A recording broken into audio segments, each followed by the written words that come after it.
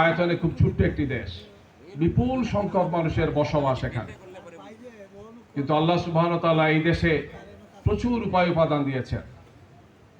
বনজ সম্পদ, খনিজ সম্পদ, সবচেয়ে বড় দিয়েছেন মানুষের যে সম্পদ। আলহামদুলিল্লাহ, এই ম্যান পাওয়ার বা মানব সম্পদ হচ্ছে একটি জাতির সবচেয়ে শক্তি, সবচেয়ে বড় সম্পদ, তার সবচেয়ে বড় অ্যাসেট হচ্ছে এটি। কিন্তু দুর্ভাগ্যজনক হলেও সত্য যে এই সম্পদকে বিগত অর্ধ শতাব্দীর বেশি সময় স্বাধীনতা আমরা কাজে লাগাতে পারিনি। আমাদের দুর্বল, দুর্নীতিবাজ, সন্ত্রাসী নেতৃত্বের কারণে আমাদের এই মানব সম্পদ কাজে লাগে নাই। এরপর আলহামদুলিল্লাহ এই দেশের মানুষ, যুব সমাজ, ছাত্র সমাজ, প্রতিটি মেহনতি মানুষের মাথার ঘাম পায়ে ফেলে এই দেশকে আজকে তারা গড়েছে। এটি কোনো একটি বিশেষ দলের অবদান নয়, এই অবদান সমস্ত দেশবাসীর অবদান। অতীতে যারা ছিলেন, এখন যারা আছেন, সবার সম্মিলিত অবদানে এই দেশ আলহামদুলিল্লাহ আজকে এগিয়ে যাচ্ছে।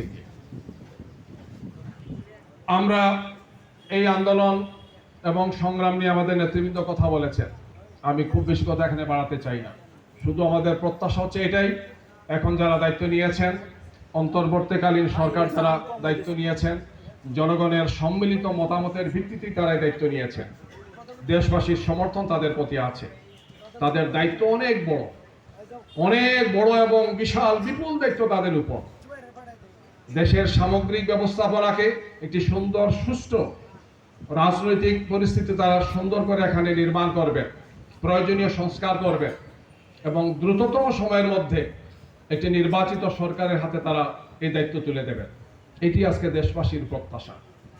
এবং এই সময় পর্যন্ত এবং সব সময়ের জন্য ইনশাল্লাহ আমরা কাঁধে কাঁধ মিলিয়ে দল মত নির্বিশেষে ইনশাল্লাহ ঐক্যবদ্ধ থেকে এই সরকারকে, এই জাতিকে আমরা সহযোগিতা করতে চাই। আমরা ফেসিবাদ মুক্ত হয়েছি, আমরা মাফিয়াতন্ত্র মুক্ত হয়েছি একটি সুন্দর গণতান্ত্রিক, নিয়মতান্ত্রিক, সমৃদ্ধ, মানবিক বাংলাদেশ গড়ার জন্য। এই পথে, আমাদের পথে ইনশাল্লাহ কোনো বাধাকে আমরা মানব না। ইনশাল্লাহ দেশবাসী ঐক্যবদ্ধ হয়ে তার লক্ষ্যে, তার অভিষ্ট লক্ষ্যে, তার মঞ্জিলে ইনশাল্লাহ পৌঁছে যাবে। সেই দুরূহ কাজটি করার জন্য দেশবাসীকে প্রস্তুতি নিতে হবে।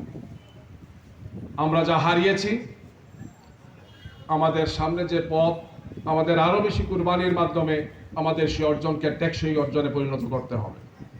এই জন্যই বাংলাদেশ জামাত ইসলামী সবাই দেশের গণতান্ত্রিক সমস্ত শক্তিকে ঐক্যবদ্ধভাবে কাঁধে কাঁধ মিলিয়ে কাজ করতে হবে।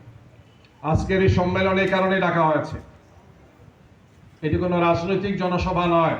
আমাদের নেতৃবৃন্দ পরিস্থিতি আপনাদের সামনে তুলে ধরেছেন, নির্দেশনা দিয়েছেন।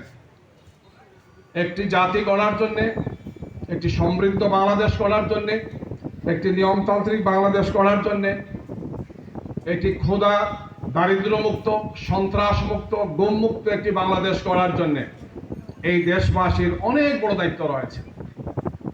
সেই দায়িত্ব পালনের জন্য আমরা ইতিহাসের দিকে আমাদেরকে একটু তাকাতে হবে। আল্লাহ সুবহানাহু ওয়া তাআলা তার রাসূলকে যখন পাঠিয়েছেন জাজিরাতুল আরবে, সেই জনপদের অসংখ্য সমস্যা ছিল, তাদেরও রাজনৈতিক সমস্যা ছিল,